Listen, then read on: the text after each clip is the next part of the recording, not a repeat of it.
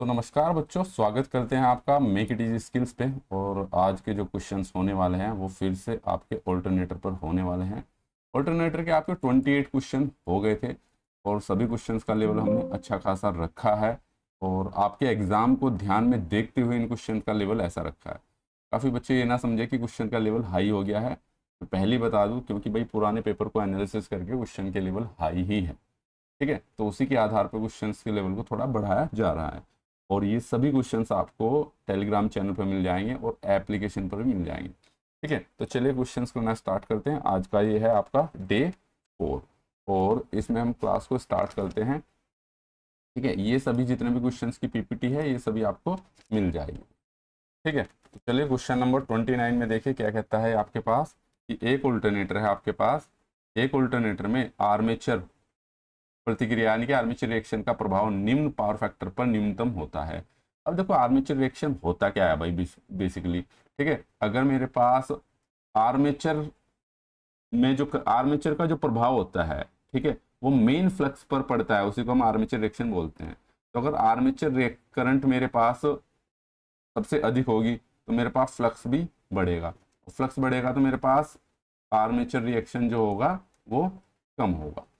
ठीक है sorry, armature reaction मेरा बढ़ेगा।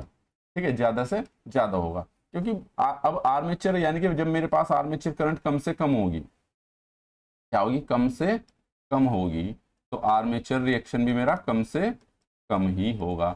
और आर्मेचर रिएक्शन मेरा किस पे कम रहता है, हमने वी कर्व में पढ़ा है आपके पास। जो मेरे पास अगर हमने वी कर्व पढ़ा है तो उसमें जो आर्मेचर करंट की वैल्यू होती है इसमें आई ए और आई एफ के बीच में खींचा जाता है आपके पास। तो यूनिटी पावर फैक्टर पर आपकी आर्मेचर करंट की वैल्यू बहुत कम रहती है। तो जब आर्मेचर करंट ही कम है तो मेरे पास जो आर्मेचर का फ्लक्स बनेगा वो भी कम रहेगा आपके पास। ठीक है, क्योंकि हमने पढ़ा है ना, एक होता है मेरे पास फील्ड फ्लक्स पाई एफ और एक होता है मेरे पास पाई ए आर्मेचर का फ्लक्स, इन दोनों के रिजल्टेंट। तो जब इसकी वैल्यू कम रहेगी तो आर्मेचर रिएक्शन मेरा कम से कम रहने का है। वो किस पे रहेगा आपके पास, यूनिटी पावर फैक्टर पर। तो जहां यूनिटी पावर फैक्टर होगा, ठीक है, वहीं पर आर्मेचर रिएक्शन की वैल्यू मेरी कम से कम होगी, मिनिमम होगी। तो इसने यही पूछा था कि कौन से पावर फैक्टर पर आर्मेचर का प्रभाव जो है, आर्मेचर रिएक्शन का प्रभाव कम से कम रहता है। नेक्स्ट क्वेश्चन पे पूछा है इसने, देखिए क्या कह रहा है आपको कि यदि किसी ऑल्टरनेटर में लैगिंग लोड पावर फैक्टर को कम कर दिया जाए तो आर्मेचर का विद्युत चुंबकन यानी कि आपके पास डीमैग्नेटाइजेशन इफेक्ट क्या होगा।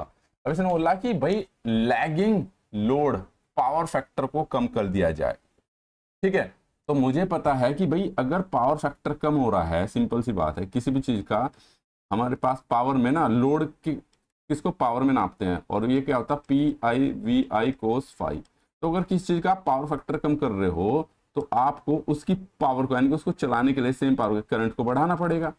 और जब करंट बढ़ेगा आपके पास तो करंट कौन सी बढ़ेगी, आई बढ़ रही, तो दैट मीन से मेरे पास आर्मेचर करंट बढ़ रही है। आर्मेचर करंट बढ़ रही तो मेरे पास फाई ए यानी कि फ्लक्स, आर्मेचर का फ्लक्स भी बढ़ रहा है और इससे मेरे पास आर्मेचर रिएक्शन जब मेरे पास बढ़ रहा है तो बेसिकली अब हमने पढ़ रखा है लैगिंग पावर फैक्टर में क्या होता है आपके पास, जो आपके पास लैगिंग पावर फैक्टर रहता है, लैगिंग पावर फैक्टर में डीमैग्नेटाइजेशन इफेक्ट होता है। और कैपेसिटिव लोड में आपके पास अगर लैगिंग लीडिंग पावर फैक्टर है उसमें आपके पास कौन सा पावर फैक्टर होता है, उसमें मैग्नेटाइज पावर फैक्टर होता है। तो सिंपल सी बात है, अगर पावर फैक्टर कम कर रहे हैं तो आपका यहाँ पर जो है इंक्रीज होगा, बढ़ जाता है, डीमैग्नेटाइजेशन इफेक्ट बढ़ जाता है। यानी कि बेसिकली आपका अगर मैं डीमैग्नेटाइजेशन इफेक्ट बढ़ने से क्या होता है, आपकी जो जनरेटेड ईएमएफ है वो कम प्राप्त होती है। ठीक है भाई, क्लियर है, ये चीजें हमने पढ़ रखी है भाई, सिंपल सी बात है। अगर आपके पास सिंपल सी बात है इसको बढ़ा रही हो, आपके पास फील्ड फ्लक्स होता है, दूसरा मेरे पास ये होता है। ठीक है, इसी के कारण और ये आपके पास मैं बता दूं डीमैग्नेटाइजेशन इफेक्ट के कारण ये यहाँ पे रहता है आपके पास। ठीक है, तो इसको बढ़ा दोगे आपके पास फील्ड फ्लक्स की वैल्यू कम हो जाती है, इससे आपके पास जनरेटेड ईएमएफ भी कम होता है। डीमैग्नेटाइज इफेक्ट होने से पूछ लेता है कि डीमैग्नेटाइज इफेक्ट होने का मतलब आपका मैग्नेटिज्म कम बन रहा है, फ्लक्स कम बन रहा है, तो आंसर हो जाएगा आपके पास बढ़ जाता है। ठीक है, डीमैग्नेटाइज इफेक्ट बोल रहा है इसने। ठीक है, अगर आप पावर फैक्टर को क्या कर रहे हो, घटा रहे हो। क्लियर है भाई, चलिए नेक्स्ट क्वेश्चन पे चलते हैं। अब आपके पास देखिए अगला क्वेश्चन क्या दिया है इसने। ठीक है, अगला क्वेश्चन है, एक 3 फेज ऑल्टरनेटर का 4000 volt open circuit phase voltage उत्पन्न प्राप्त करता है। तो इसने क्या बोल दिया भाई, ओपन सर्किट बोला है इसने, ठीक है, यानी कि आपको फेज वोल्टेज साथ में यानी कि ई पी एच की वैल्यू दे दी इसने, कितनी, 4000 वोल्ट, ठीक है। और उत्तेजन करंट जो है यानी कि आपके पास एक्साइटेशन करंट जो है आपके पास, ठीक है, ये वाली एक्साइटेशन करंट 50 एम्पियर है। और शॉर्ट सर्किट करंट और सेम एक्साइटेशन, शॉर्ट सर्किट का मतलब जब आपने ऑल्टरनेटर को शॉर्ट कर दिया, दो टर्मिनल को शॉर्ट कर दिया है, उस वक्त जो उसकी करंट है यानी कि ISC, तो क्या बोल रहे हैं ISC, वो कितनी दे दी है इसने, 800 एम्पियर बोल दिया भाई। अब इसने 800 एम्पियर बोल दी है तो सिंपल सी बात है, अगर इसने 800 एम्पियर बोल दी है तो इसने पूछा सिंक्रोनस रिएक्टेंस पूछा है, तो इसको किससे डिफाइन करते हैं, सिंक्रोनस रिएक्टेंस को हम एक्स एस से डिफाइन करते हैं हम। और ये क्या होती है मेरे पास, EPH अपॉन के ISC, ये आपको पता ही भाई। EPH कितना है आपके पास, 4000 वोल्ट, और ये कितना है भाई आपके पास, ISC कितना है, 800, 2 0 कट गई और 8 पंजे 40, तो यानी कि क्या आ गया आपके पास, 5 ओम, 5 ओम। तो आंसर क्या आ गया आपके पास, ये वाला answer is the right answer. प्रति फेज आर्मेचर रिएक्टेंस क्या होगी, तो सभी न्यूमेरिकल ले रखे हैं इसमें। नेक्स्ट क्वेश्चन पे आते हैं आपके पास। नेक्स्ट क्वेश्चन देखिए क्या कहता है, इसने बोला है आपके पास 30 MVA का, ठीक है, ऑल्टरनेटर को हम भाई KVA या MVA में डिफाइन करते हैं। 15 किलो वोल्ट ऑल्टरनेटर के प्रति फेज नाम मात्र, यानी कि आपके पास ये थोड़ा सा गूगल ट्रांसफॉर्मेशन है, हिंदी में तो देखो मुझे भी नहीं पता, लेकिन नॉमिनल इम्पीडेंस क्या होती है, एग्जैक्ट वर्ड हिंदी में जो इसका टेक्निकल होता है, क्योंकि देखो सिंपल सी बात है, जितनी चीज़ें हैं इनकी खोज ज़्यादातर बाहर ही हुई है, तो जो टेक्निकल वर्ड है उन्हें इंग्लिश में ही पढ़े तो हम ज़्यादा बेटर रहेगा, ठीक है। तो नॉमिनल इम्पीडेंस इन्होंने पूछा है भाई। अब नॉमिनल इम्पीडेंस को किससे डिफाइन करते हैं हम, ZN से डिफाइन करते हैं, और क्या होता है मेरे पास, ये PL का स्क्वायर अपॉन KS, ठीक है भाई। तो ये क्या होता है आपके पास, इन्होंने लाइन वोल्टेज इसमें बोल रखा है KVA, देखो इसने बोल रखा ना 30 MVA, और आपके पास ये क्या है आपके पास 15 kV, तो जो आपके पास लाइन वोल्टेज है कितनी, 15 kV। याद रखना, जहाँ पे हमें 15 kV 33 kV जितनी वैल्यू होती है हमेशा हमारी कितनी रहती है आपके पास, ये हमारी हमेशा रहती है लाइन वोल्टेज। जैसे आप 33 kV पढ़ते हो या भाई आप 22 kV पढ़ते हो, 11 kV पढ़ते हो, हमेशा लाइन वोल्टेज ही पढ़ते हैं इसको, ठीक है भाई। तो ये हो जाएगा आपके पास 15 kV का स्क्वायर, तो ये हो जाएगा 10 की, और ये नीचे आ जाएगा रिएक्टेंस पावर, ठीक है। तो KV का स्क्वायर कर दो भाई, 15 गुना 15 गुना 10 की पावर 6, ओके। और ये हो गया S कितना, 30 MVA। बताना 10 की पावर 6 क्यों किया मैंने, 10 की पावर 6 मैंने इसलिए किया, 15K का मतलब 15 गुना 10 की घात 3, और इसका स्क्वायर कर दोगे तो 15 इंटू 15 10 की घात 3 ही हो जाना, 6 हो जाना है, तो उनको ऐड कर दिया, 10 की पावर 6। इससे ये घट गया आपके पास, और 5 से घट गया, 15 दूनी 30, और ये आ गया आपके पास 7.5 ओम। तो भाई कौन सा आंसर हो गया, ये हो गया आपके पास थर्ड आंसर। तो नॉमिनल इम्पीडेंस होगी आपके पास 7.5, ठीक है। ऐसे ऐसे न्यूमेरिकल भी आते हैं आपके पास। जब आपके पास जब किसी ऑल्टरनेटर पर लोड बढ़ाया जाता है, अगले क्वेश्चन पे देखिए, किसी ऑल्टरनेटर पर लोड बढ़ाया जाता है तो टर्मिनल वोल्टेज बढ़ जाता है यदि इसका पावर फैक्टर, अब देखो भाई सिंपल सी बात है, लोड बढ़ने पर, वैसे तो मैं बता दूं आपके पास, अब क्या है मैंने बता रखी कि भाई जो आपके पास टर्मिनल वोल्टेज है वो क्या है, लोड बढ़ने पर हमारी हमेशा कम रहती है, क्योंकि भाई मेरे पास ये क्या होता है, IA प्लस के I, ये XL, ये वाले क्या होते हैं, ड्रॉप बढ़ जाते हैं मेरे पास, ठीक है, XL ड्रॉप, रिएक्टेंस ड्रॉप, ये आर्मेचर ड्रॉप, ठीक है। लेकिन जो मेरे पास लीडिंग पावर फैक्टर होता है उसमें मेरे पास पोलरिटी दूसरी रहती है आपके पास। तो अगर लोड बढ़ा रहे हो आप कौन सा, कैपेसिटिव वाला, तो टर्मिनल वोल्टेज बढ़ सकते हैं किसमें, केवल leading power factor, leading power factor पर ही हमारी वो बढ़ सकती है भाई, ठीक है। बाकी चाहे रजिस्टिव हो इंडक्टिव हो, उसमें आपके पास टर्मिनल वोल्टेज कम होती है। नेक्स्ट क्वेश्चन पे आते हैं, the efficiency of turbo alternator which increase the speed. तो इसने बोला कि भाई जब गति बढ़ाता हूं मैं, गति बढ़ने के साथ साथ टर्बो ऑल्टरनेटर की दक्षता पर क्या प्रभाव पड़ता है। तो आपने देखा है भाई, जैसे ही आपके पास जो ऑल्टरनेटर होते हैं उनकी एफिशिएंसी स्पीड बढ़ने के साथ साथ बढ़ जाती है। जितना छोटा ऑल्टरनेटर होगा उसकी स्पीड, उसकी एफिशिएंसी उतनी कम होगी, और जितना बड़ा ऑल्टरनेटर होगा उसकी एफिशिएंसी उतनी ज़्यादा बढ़ जाती है। ठीक है, क्लियर है। इसलिए ज़्यादा बड़े साइज के ऑल्टरनेटर की एफिशिएंसी अच्छी रहती है कंपेयर टू कम साइज के ऑल्टरनेटर की उसमें। ठीक है भाई, तो इसमें क्या हो जाता है, बढ़ जाती है। तो आंसर क्या हो जाएगा आपके पास, क्लियर। नेक्स्ट क्वेश्चन पे आते हैं।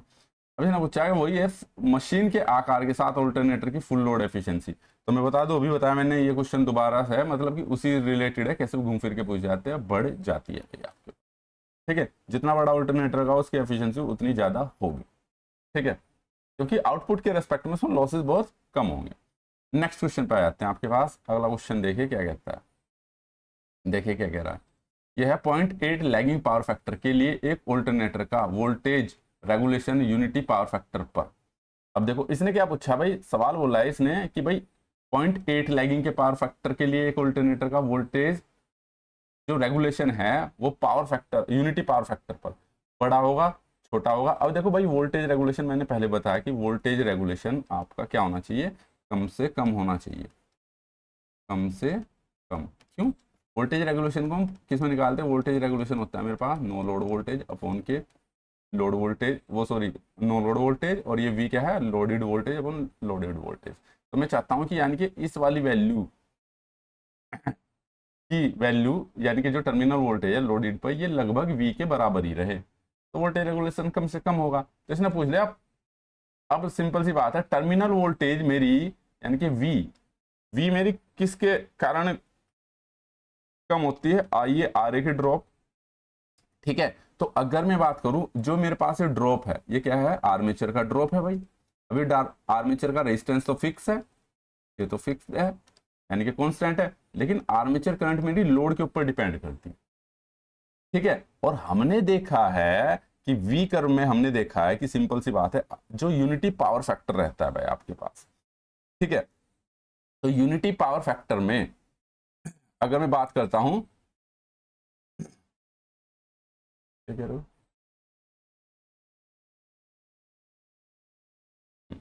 ठीक है, तो यूनिटी पावर फैक्टर में भाई आपके पास क्या रहता है, आर्मेचर करंट की वैल्यू क्या रहती है, कम से कम रहती है, कम रहती है। आर्मेचर करंट की वैल्यू क्या रहती है, कम। अगर आर्मेचर करंट की वैल्यू कम है तो सिंपल सी बात है भाई, आपके पास वोल्टेज रेगुलेशन क्या रहेगा, आपके पास कम है तो ड्रॉप आपका कम रहेगा, और वोल्टेज रेगुलेशन आपके पास कम रहेगा। लेकिन इसने किसका पूछा, इसने यूनिटी पावर फैक्टर में पूछा, इसने पूछा 0.8 का। 0.8 पे तो आपकी पावर फैक्टर की वैल्यू, वो सॉरी आर्मेचर करंट, इस पर आपकी आर्मेचर करंट क्या रहेगी, ज्यादा रहेगी, और ज्यादा रहेगी ड्रॉप ज्यादा रहेगा। तो यानी कि वोल्टेज, अब ड्रॉप ज्यादा रहेगा तो सिंपल सी बात है वोल्टेज रेगुलेशन आपका अधिक आएगा। तो यानी कि मैं बता दूं, इससे बड़ा रहता है 0.8 पर, 0.8 पर। तो सबसे कम वोल्टेज रेगुलेशन किस पे मिलता है हमें, यूनिटी पावर फैक्टर पर। तो इसने किसका पूछा, 0.8 का पूछा है भाई, कभी यूनिटी पूछो। 0.8 लैगिंग पावर फैक्टर के लिए एक ऑल्टरनेटर का voltage regulation unity power factor पर है। ठीक है, द वोल्टेज, अगर यहाँ ना समझ में आए, यहाँ पे इंग्लिश का पढ़ो, voltage regulation of an alternator for किसके लिए, 0.8 lagging is at unity power factor. तो इस पे तो 0.8 पर ज्यादा रहेगा, क्यों, क्योंकि ये मेरे पास जो ये है E माइनस के V, ये अधिक आएगा, ये क्या आएगा, अधिक। और अधिक क्यों आएगा भाई, सिंपल सी बात है, अधिक इसलिए आएगा क्योंकि मेरे पास यहाँ पर आर्मेचर करंट अधिक रहेगी। तो आर्मेचर करंट अधिक रहेगा तो इसकी वैल्यू क्या आएगी, ज्यादा कम हो जाएगी, कम हो जाएगी तो ये पूरा ड्रॉप जाएगा बस। ठीक है, तो उम्मीद करता हूँ समझ में आ गया होगा भाई। नेक्स्ट क्वेश्चन पे चलते हैं अब आपके पास हम। ठीक है, नेक्स्ट क्वेश्चन देखिए क्या कहता है, ऑल्टरनेटर का वोल्टेज रेगुलेशन डीसी जनरेटर की तुलना में बड़ा होता है क्योंकि।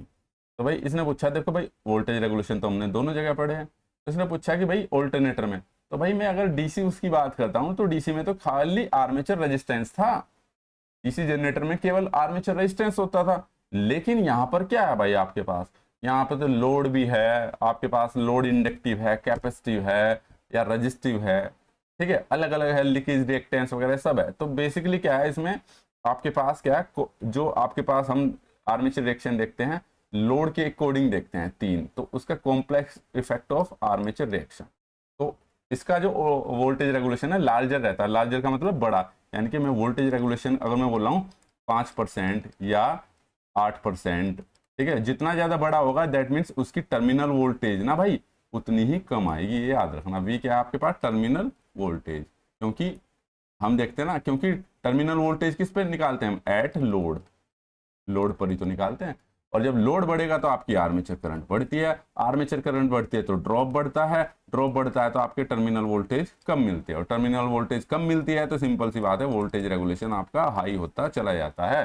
बस चेन पकड़ लो, ठीक है, कि भाई सारा खेल लोड का है, लोड बढ़ने पे क्या क्या चीज बढ़ रही है, करंट बढ़ रही है तो कहाँ की बढ़ रही है, ठीक है, और ये करंट आर्मेचर के अंदर से ही होके गुजरती है।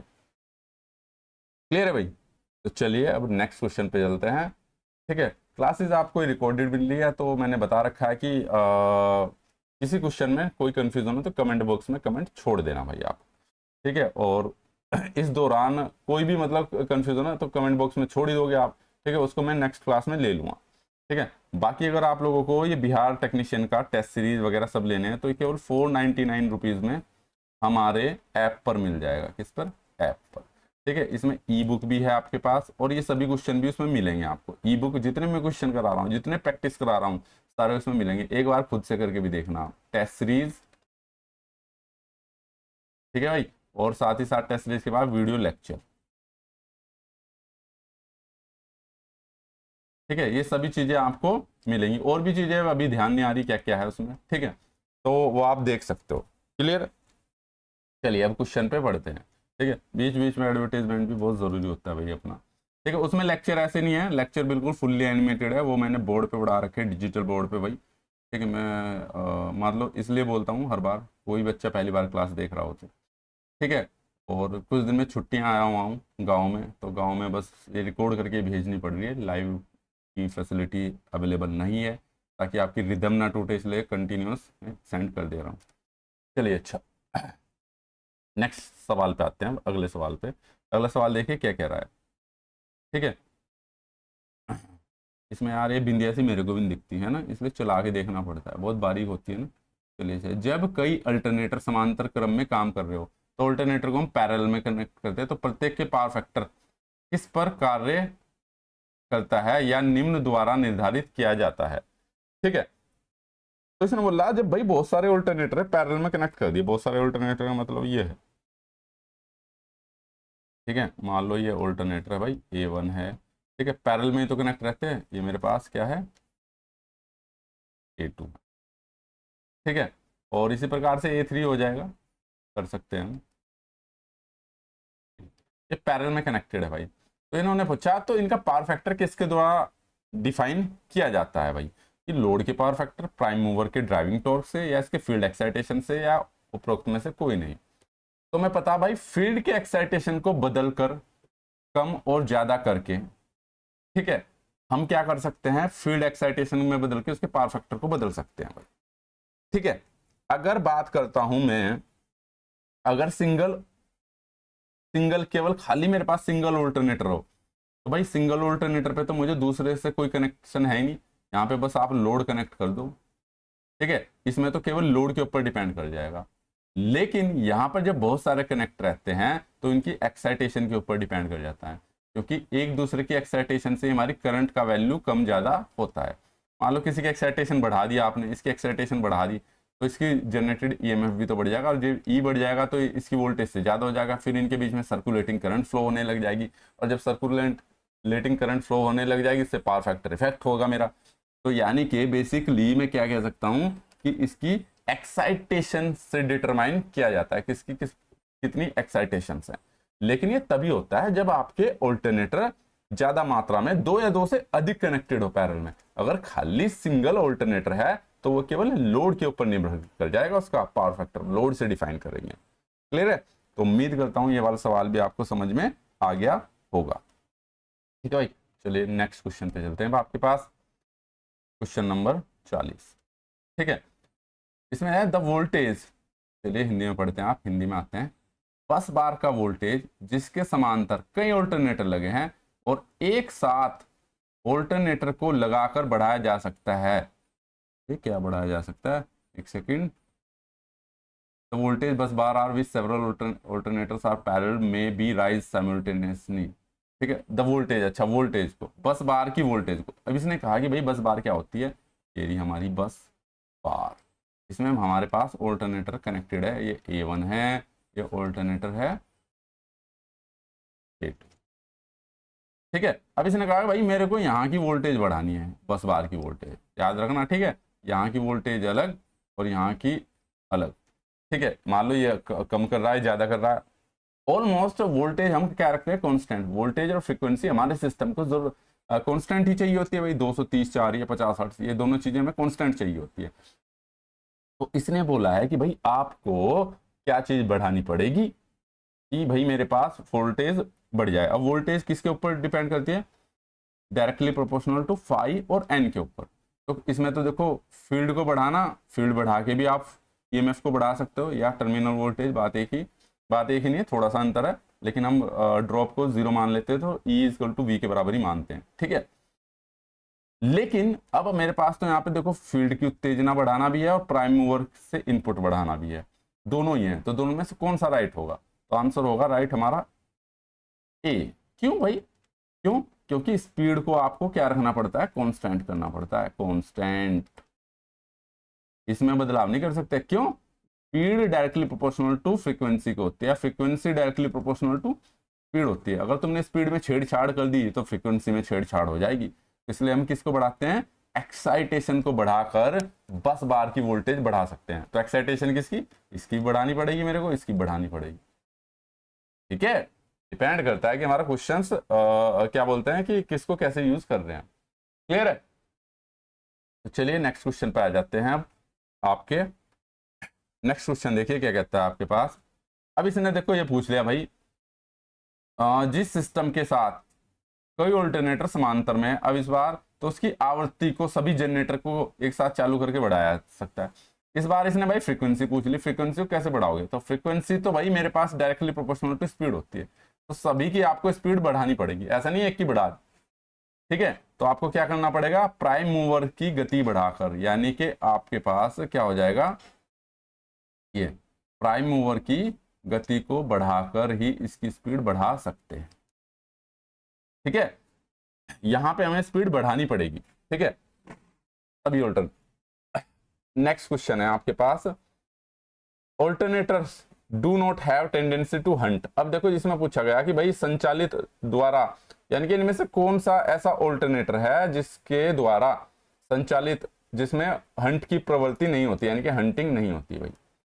ठीक है भाई, अब हंटिंग होती है हमारे पास भाई कौन से जनरेटर में, आपके पास देखा जाए जो सैलिएंट टाइप के होते हैं। ठीक है, लेकिन जो हमारे पास टर्बो अल्टरनेटर रहते हैं, ठीक है, जो कि मेरे पास भाप इंजन या स्टीम इंजन में यूज होते हैं, उनकी स्पीड लगभग क्या, उसमें का जो टॉर्क रहता है आपका लगभग कांस्टेंट रहता है। ठीक है, कांस्टेंट टॉर्क रखते हैं आपके पास, इसमें लॉसेस भी आपके पास, विंडेज लॉसेस भी कम होते हैं। तो आपके पास हंटिंग इफेक्ट जो रहता है आपके पास सिलेंड्रिकल टाइप के में नहीं रहता है। ठीक है, यानी कि ऐसे अल्टरनेटर जो भाप, सिलेंड्रिकल किस पे चलते हैं, भाप पे। और आपने देखा भी जो हंटिंग वो होती है आपके पास, उनकी जो वाइंडिंग की जाती है वो कहाँ की जाती है, पोल शू में यहाँ पे की जाती है। ठीक है, और यहाँ पे इस प्रकार के शूज किस कौन से होते हैं, सैलिएंट टाइप के होते हैं आपके पास। ठीक है, क्लियर है। चलिए नेक्स्ट क्वेश्चन देखिए क्या कहता है आपके पास। नेक्स्ट क्वेश्चन देखिए कहता है, ऑल्टरनेटर सप्लाई कर रहा है आपके पास power to the load with the leading, यानी कि एक लीडिंग पावर फैक्टर है भाई। क्वेश्चन में क्या बोला है इसने, लीडिंग पावर फैक्टर वाले लोड को बिजली की आपूर्ति करने वाले ऑल्टरनेटर का वोल्टेज रेगुलेशन हमेशा होता है। तो भाई वोल्टेज रेगुलेशन तो मैंने बता रखा है आपके पास, E माइनस के V अपॉन के V, और मैंने बता रखा लीडिंग में ये जो आपके पास ये क्या होता है आपके पास V, ठीक है, ग्रेटर देन E, किसमें ये रहता है आपके पास, leading power factor. Leading power factor का मतलब कैपेसिटिव लोड,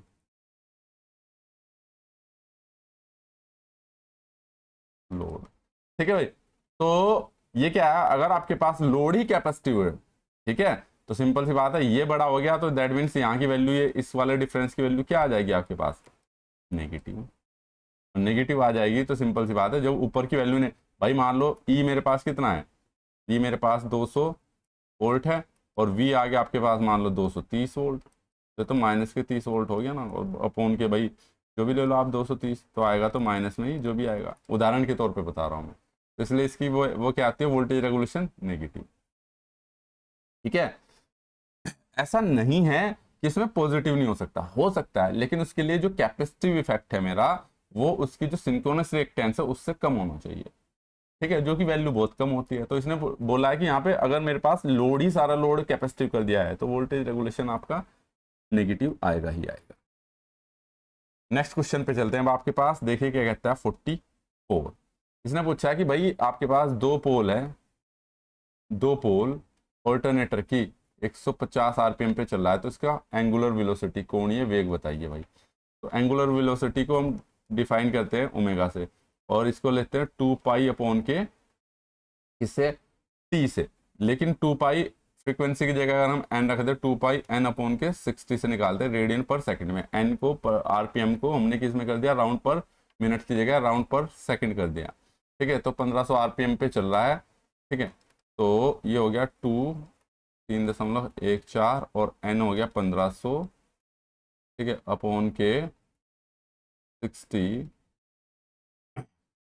ठीक है, और अब इसको सोल्व कर दो आप, कितना हो जाएगा, इससे ये कट गया, अगर मैं नहीं ऐसे कर दे 15 चौका 60 और 15 दशम कितना हो गया भाई आपके पास 100, ये हो गया 100, और 2 से काटोगे तो 2 दूनी 4, 2 से काटोगे तो 50, 50 या 150 और 14 पंजे 70।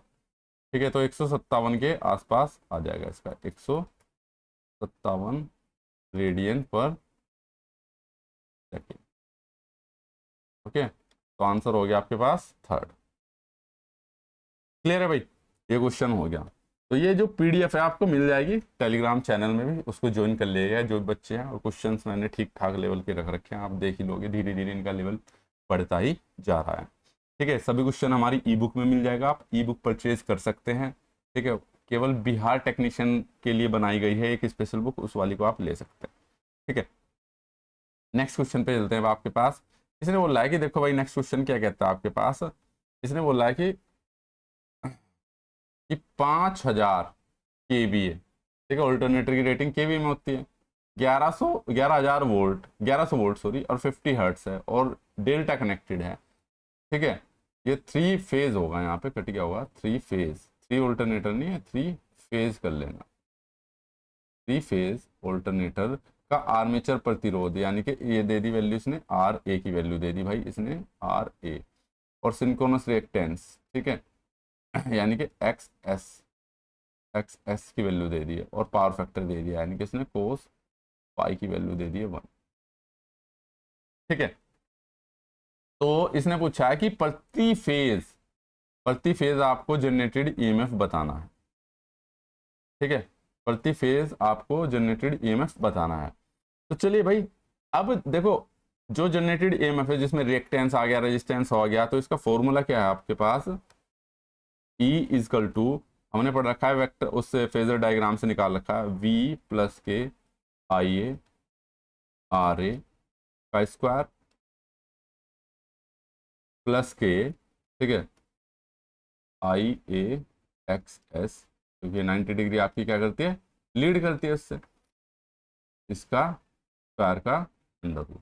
तो बेसिकली आपको भाई एक तो मेरे को टर्मिनल वोल्टेज निकालनी पड़ेगी, ठीक है, और आर ए गिवन है और एक्स एस भी गिवन है, आपको आर्मेचर करंट निकालनी पड़ेगी। अब आर्मेचर करंट कैसे निकाल लेंगे आप, तो भाई जो लोड करंट है वही तो आर्मेचर करंट है, जो लोड करंट है, आर्मेचर से भी करंट कौन सी होती है कि गुजरती है भाई, मेरे पास जो ऑल्टरनेटर है, ऑल्टरनेटर से जो आर्मेचर करंट जा रही है वही तो लोड में जा रही है, आर्मेचर से होकर तो गुजरती है, चाहे वो डीसी जनरेटर हो चाहे एसी जनरेटर हो। तो चलिए भाई, मैं यानी कि मेरे पास यहाँ पे केवीए की रेटिंग दे रखी है इसने 5000 केवीए इक्वल टू, क्या मैं इसे लिख सकता हूँ, √3 VL ऐसे लिख सकता हूँ, √3 VL इक्वल टू 5000 केवीए। ठीक है, और यहाँ से मैं IL निकाल दूँ तो कितना हो गया है, 5000 डिवाइड बाई √3 इंटू VL की वैल्यू है 11000, सॉरी 1100,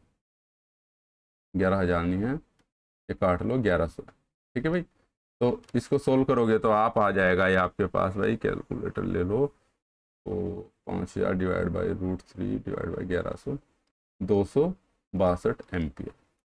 ठीक है भाई, और कौन सा कनेक्टेड है? स्टार कनेक्टेड है। देखो यहाँ पे स्टार कनेक्टेड है, तो स्टार कनेक्शन में अगर मैं बात करूँ स्टार कनेक्शन, ठीक है, हमें पता है IL इजकल टू IPH, ये पढ़ा हमने 3 फेज सर्किट में। ठीक है, फेज करंट है वही आपके पास, और भाई ये सिंपल सी बात है। अगर मैं बात करूँ इसके ऑल्टरनेटर की भी, तो स्टार कनेक्टेड है, तो यहीं पे तो लोड कनेक्ट रहता है आपके पास। ये तो जो आर्मेचर, ये आर्मेचर है और ये लोड है, जो आर्मेचर से होके जा रही है वही, that is equal to IA। तो IA भी कितना आ गया, जो कि हमारी 262 आई है आपके पास। क्लियर है भाई, तो 262 एम्पियर आ गई है आपके पास आर्मेचर करंट। अब आर्मेचर करंट आ गई तो आपको क्या निकालना है, बस आर्मेचर करंट आ गई आपके पास। अब आपको निकालना है भाई, आपको देखो यहाँ पे आर्मेचर करंट भी निकाल लिया आपने, ये दे रखी टर्मिनल वोल्टेज। अब टर्मिनल वोल्टेज भाई आपको निकालनी इसने, क्योंकि पूछा जनरेटेड EMF पर फेज पूछ रखा है, तो मेरे को फेज की वो निकाल, क्वेश्चन देखो जनरेटेड EMF पर फेज। ठीक है, तो मेरे को वोल्टेज भी पर फेज निकालनी पड़ेगी। तो भाई मेरे पास स्टार कनेक्टेड है, तो VPH यानी कि क्या हो गया, VL/√3, और ये कितना है 1100 डिवाइड बाय √3, 1100 को डिवाइड बाय √3 करोगे तो ये आ जाएगा आपका 635 वोल्ट। आ गया भाई 635 वोल्ट। अब आपके पास सारी चीजें आ गई, तो जनरेटेड EMF की वैल्यू क्या आ गई देखना जरा। ये भाई ये पूछोगे ना ये वाला फॉर्मूला कहाँ से आया, तो फेजर डायग्राम के थ्रू हम जब पढ़ते हैं। ठीक है, phasor diagram, resistive load, inductive load, ठीक है, उन सब के लिए कि कैपेसिटिव लोड के लिए कैसा होगा, सभी चीज़ों के लिए पढ़ते हैं हम, खाली रेजिस्टिव के लिए कैसा होगा उस दौरान पढ़ते हैं हम। ठीक है, अब वो तो मैं यहाँ पे कराने से रहा आपको। ओके, उसके लिए आपको लेक्चर्स देखने पड़ेंगे। चलिए अच्छा, तो कहाँ थे हम? हाँ, तो कितना है 635 प्लस IARA, तो ये हो गया 262, और इंटू ये कर दे रहा हूँ 262 इंटू आर्मेचर रेजिस्टेंस देखो कितना भाई, 0.1 ओम दे रखा है, 0.1 ओम, देख लो 0.1 ओम। ठीक है, तो 0.1 ओम का स्क्वायर। अब तो वैल्यू पुट करनी है और निकालना है। ठीक है, प्लस के IA कितना है आपके पास 262 इंटू 1.5 का स्क्वायर का √। तो इसको सोल्व कर दो भाई, तो सोल्व करोगे तो आपको कितना आ जाएगा, करना जरा सोल्व। ये आ गया आपके पास 769.2। ठीक है, तो आंसर आ जाएगा आपके पास ये वाला। ठीक है, देखो क्वेश्चन न्यूमेरिकल कुछ नहीं, बस आपको चीज़ों का ध्यान रखना है कि हमें हर एक का फॉर्मूला पता है। जो पूछता है फॉर्मूला पता होना चाहिए, और जो चीज़ अवेलेबल है वो देख लो, जो नहीं अवेलेबल है फिर उसमें आपको लॉजिक लगाना है कि किस प्रकार से मैं निकाल सकता हूँ भाई। क्लियर है? चलिए, तो नेक्स्ट क्वेश्चन पे भी चलते हैं अब आपके पास। ठीक है, ये हो गया आपके पास सेम क्वेश्चन है, सेम पैरामीटर है, देखो इसने सेम वही दे रखा है, बस इसने नीचे क्वेश्चन बदल दिया, what is the voltage regulation. ठीक है, वोल्टेज रेगुलेशन बताना आपको इसका, और वोल्टेज रेगुलेशन के लिए भाई आपको क्या करना पड़ेगा, वोल्टेज रेगुलेशन का सिंपल सा फॉर्मूला है, वोल्टेज रेगुलेशन क्या है, नो लोड वोल्टेज अपॉन के लोड वोल्टेज अपॉन के नो लोड वोल्टेज। तो हमें तो नो लोड वोल्टेज निकालनी पड़ेगी। अभी देखो पिछले क्वेश्चन में हमने क्या किया है, ये थी हमारे पास VPH जो निकाल ली, टर्मिनल वोल्टेज। ठीक है, अब हमें क्या निकालनी पड़ेगी, लोडेड वोल्टेज भी निकालनी पड़ेगी, नो लोड वोल्टेज। ठीक है, अब नो लोड वोल्टेज कैसे निकाल लोगे, आपके पास टर्मिनल वोल्टेज तो निकाल दिया आपने। अब देखो भाई इसमें जो नो लोड वोल्टेज निकालनी पड़ेगी हमें, अच्छा ई तो हमने निकाल ही लिया, देखो ये रहा, ये कहाँ है? तो देखो ये रहा, ये ई निकाला हमने, जनरेटेड EMF, जनरेटेड EMF और जो जनरेटेड ईएमएफ होता है उसी को हम नो लोड वोल्टेज बोलते हैं। और टर्मिनल वोल्टेज कौन सी है, वी 635 पर फेज। तो सिंपल सी बात है, मेरे को मिल गया यहाँ से E इक्वल टू क्या निकल गया, E था मेरे पास 769.2 और माइनस के कितना था, 635 टर्मिनल वोल्टेज। ठीक है भाई, 635 पता ना, मैं टर्मिनल वोल्टेज ने 11 दे रखा था, उसको उससे निकाल दिया और बटे 635 परसेंटेज में निकाल रहा तो इंटू 100% कर दो, तो ये हो गया आपके पास। सॉल्व कर दो भाई अब इसको, ये आ जाएगा आपके पास 21.1% आंसर। कोई कंफ्यूजन यहाँ तक? चलिए अच्छा, नेक्स्ट उस पर, ये वोल्टेज रेगुलेशन के सवाल है कि वोल्टेज रेगुलेशन कितना होगा। वैसे कम से कम होना चाहिए, आइडियल तौर पे 0 होना चाहिए, ठीक है, वोल्टेज रेगुलेशन, और प्रैक्टिकली मिनिमम, दोनों में से कुछ भी आता है तो। क्लियर है? चलिए अब अगले सवाल पे चलते हैं। अगला सवाल देखिए क्या कहता है। एक वाई कनेक्टेड यानी कि स्टार कनेक्टेड 3 फेज ऑल्टरनेटर को उसके रेटेड लोड के तहत, ठीक है, रेटेड लोड का मतलब जिसके लिए लोड बनाया गया है, यानी कि मान लो 100 किलोवाट के लिए बनाया गया है या जितने भी उसके लिए बनाया गया है, ठीक है जी, या जितने 50 केवीए के लिए बनाया गया है तो उतना ही रख सकते हैं हम, ठीक है। अब केवीए का मतलब यानी कि भाई जो रेटेड वोल्टेज है, मान लो देखो सिंपल सी बात है, बच्चे किलोवाट और केवीए में कंफ्यूजन हो जाते हैं। मान लो केवीए का मतलब है आपके पास वोल्ट और एम्पियर। मान लो वोल्टेज मेरी फिक्स है, मान लो 200 वोल्ट है, और मुझे आर्मेचर के अंदर से करंट मान लो 10 एम्पियर से ज़्यादा नहीं ले जा सकता मैं, तो 10 एम्पियर ही लेके जानी, तो यानी कि हो गया 2000 केवीए का ऑल्टरनेटर, ठीक है, 2000 केवीए का ऑल्टरनेटर। ये क्या है आपके पास, एम्पियर करंट, कहाँ, आर्मेचर से गुजरने वाली करंट। बस हमें पावर फैक्टर से कोई लेना देना नहीं है, आर्मेचर के अंदर जो करंट जानी चाहिए 10 एम्पियर जानी चाहिए, चाहे वो 0.1 पावर फैक्टर हो चाहे 2 पावर फैक्टर हो। हमने तो इसके हिसाब से डिजाइन कर रखी है, वाइंडिंग 10 एम्पियर के हिसाब से बना रखी है हमने, वोल्टेज का इंसुलेशन 200 वोल्ट के हिसाब से तय कर रखा है, ठीक है। तो ये होता है रेटेड लोड। चलिए अच्छा, अब आ जाते हैं आपके पास के तहत 80% लैगिंग पावर फैक्टर पर 230 वोल्ट के rated line to line voltage पर समायोजित किया जाता है। समान फील्ड एक्साइटेशंस के परिणाम स्वरूप इसकी जो नो लोड वोल्टेज है वो कितनी है, 328 क्या है, no load line to line voltage प्राप्त होती है। वोल्टेज रेगुलेशन बताओ। तो देखो वैसे तो मैं पर फेज करके भी निकाल सकता हूं, लेकिन इसने यहां भी लाइन टू लाइन दे दिया और यहां भी लाइन टू लाइन दे दिया। अगर मैं इसकी बात करूं, यहां भी लाइन टू लाइन है और ये वाली जो वोल्टेज है इसकी भाई 230 वाली, ये भी लाइन टू लाइन है, तो मैं यहाँ से वोल्टेज रेगुलेशन बता सकता हूँ। तो वोल्टेज रेगुलेशन सिंपल सा है, ठीक है, ई माइनस के, ये क्या है आपके पास, नो लोड वोल्टेज, और ये क्या है आपके पास, वो loaded voltage, load voltage at load, load पर वोल्टेज है, ठीक है, और अपॉन के वी।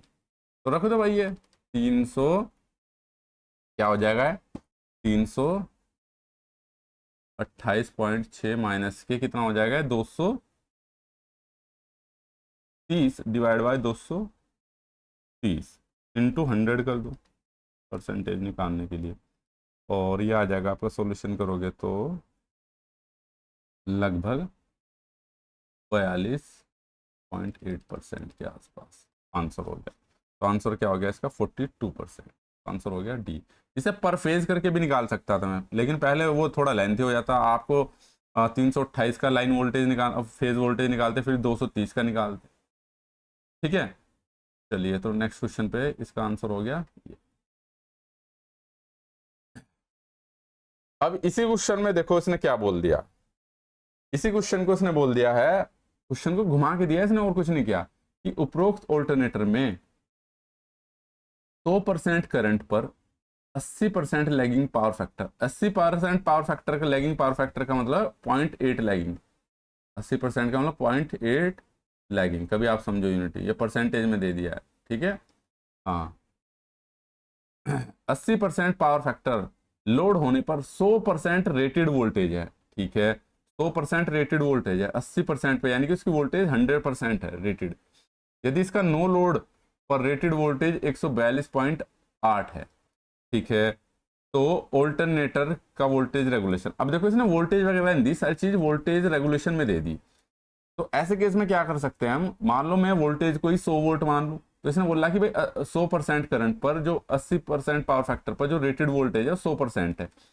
रेटेड वोल्टेज का मतलब है भाई, इसने बोला 100% करंट पर, यानी कि दैट मीन 100% करंट का मतलब हो गया यहाँ पे फुल लोड पर।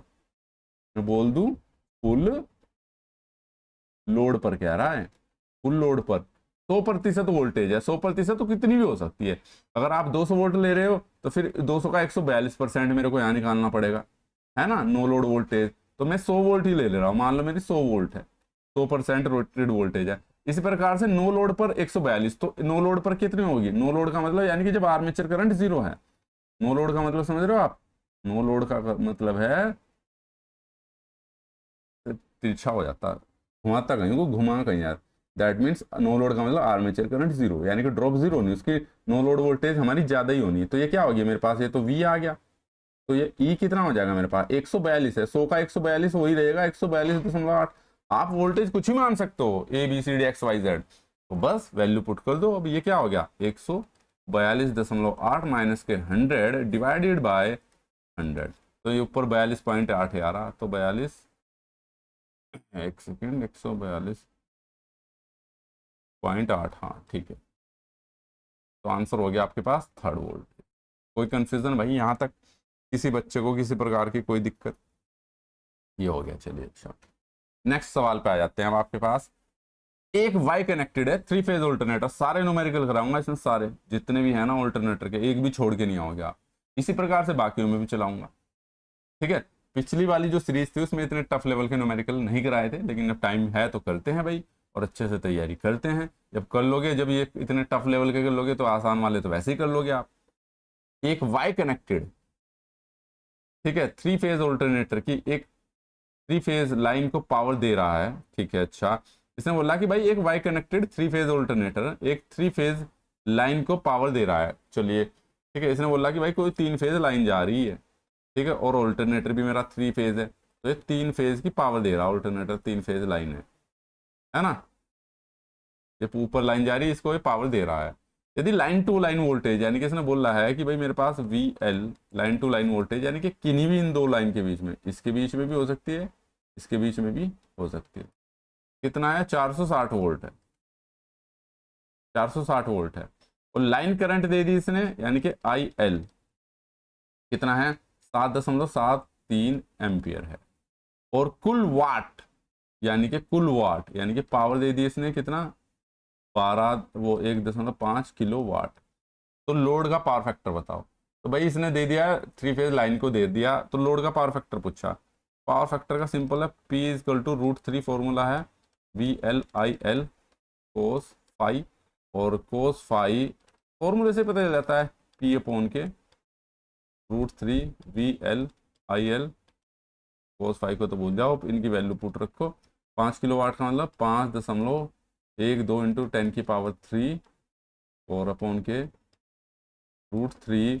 लाइन वोल्टेज कितनी दी है इसने 460, और लाइन करंट कितनी दी है 7.73, ठीक है। तो पावर फैक्टर निकाल दो भाई यहाँ से, ये आ जाएगा आपके पास 5.12, क्या आ गया आपके पास 0.831 या 83.1%, ठीक है भाई, सिंपल सा सवाल क्वेश्चन, ठीक है। और ये रहा आज का आखिरी सवाल, ठीक है। इसने पूछा कि यदि उपरोक्त प्रश्न में लाइन टू लाइन वोल्टेज समान उत्तेजना, यानी कि समान एक्साइटेशंस के बिना, ठीक है, 618 वोल्ट तक बढ़ जाता है, ठीक है, यानी कि सेम एक्साइटेशन पे वो 600 उस तक बढ़ जाता है, तो ऑल्टरनेटर का वोल्टेज रेगुलेशन बताइए भाई। तो इसने क्या बोला नो लोड पर भाई, यानी कि इसने तो क्या दे दिया भाई, इसने नो लोड वोल्टेज दे दी 618 वोल्ट। ये कितनी दे दी इसने, ई की वैल्यू दे दी 618 वोल्ट। इसने अबव क्वेश्चन, इसने बोला कि भाई ये जो दे रहा था आपको 460 वोल्ट दे रहा था, अब इसने यही बोल दिया इसी सवाल में, ये है, इसने बोला कि नो लोड वोल्टेज आपने 618 वोल्ट है। तो अब सिंपल सी बात है, वोल्टेज रेगुलेशन का फॉर्मूला है E-V/V इंटू 100। तो ई इसने दे दिया भाई, अब नो लोड वोल्टेज कितनी दे दी 618, सेम एक्साइटेशन पर, यानी कि बिना लोड के 618 वोल्ट है। और माइनस करो इसको, माइनस कितना 460 था उसका, 460 थी इसकी लाइन वोल्टेज, देखो यहाँ पे 460 है लाइन टू लाइन वोल्टेज, ठीक है। और इसने भी लाइन टू लाइन दी, अगर फेज देता तो तब हमें फेज निकालनी पड़ती, अपॉन के 460 इंटू 100। तो भाई इसका वोल्टेज रेगुलेशन क्या आ जाएगा आपके पास, सिंपल सी बात है 34.3%। तो भाई आंसर, इसमें वोल्टेज रेगुलेशन के जितने भी सवाल हो सकते थे वो मैंने सारे कराए हैं। और उम्मीद करता हूँ सेशन पसंद आया होगा, पसंद आया तो लाइक और शेयर जरूर कर दीजिएगा। इस वाली क्लास की पीडीएफ आपको टेलीग्राम और हमारे ऐप पर मिल जाएगी, टेलीग्राम चैनल जरूर ज्वाइन कर लें। और जिन बच्चों को थ्योरी लेक्चर के कोर्स चाहिए, साथ में पूरा डाटाबेस, ज़्यादा नहीं है भाई, जितना ज़रूरी उतना ही पढ़ा रखा है, केवल 499 में, ठीक है। उसमें ई बुक भी है, टेस्ट सीरीज भी है, मॉक टेस्ट भी है, सभी है, और 10 मॉक टेस्ट है और लेंथी टेस्ट है, 0 लेवल से लेकर हाई लेवल तक के टेस्ट उसमें बना रखे हैं। चलिए मिलते हैं नेक्स्ट क्लास में। किसी बच्चे को कोई चीज़ समझ में नहीं आई होगी तो कमेंट बॉक्स में छोड़ देना। कुछ दिन तक क्लासेस मेरी ऐसे ही चलेगी, कुछ दिनों बाद लाइव हो जाएगी, चेहरा दिखाना स्टार्ट हो जाएगा मेरा, ठीक है, जो कि इतना ज़रूरी भी नहीं है। तो उम्मीद करता हूँ इस प्रकार से भी आपको क्वेश्चन समझ में आ रहे होंगे, और क्योंकि यहाँ पे बेसिकली फॉर्मूला बेस्ड सवाल हैं, तो उम्मीद करता हूँ समझ आ रहे होंगे। तो चलिए आज की क्लास का सेशन यहीं समाप्त करते हैं। All the very best and thank you so much. Channel को सब्सक्राइब करना और लाइक करना ना भूले, जो भी बच्चा पहली बार जुड़ रहा है चैनल को ज़रूर सब्सक्राइब करे। तो आज की क्लास में इतना ही, thank you so much, all the very best.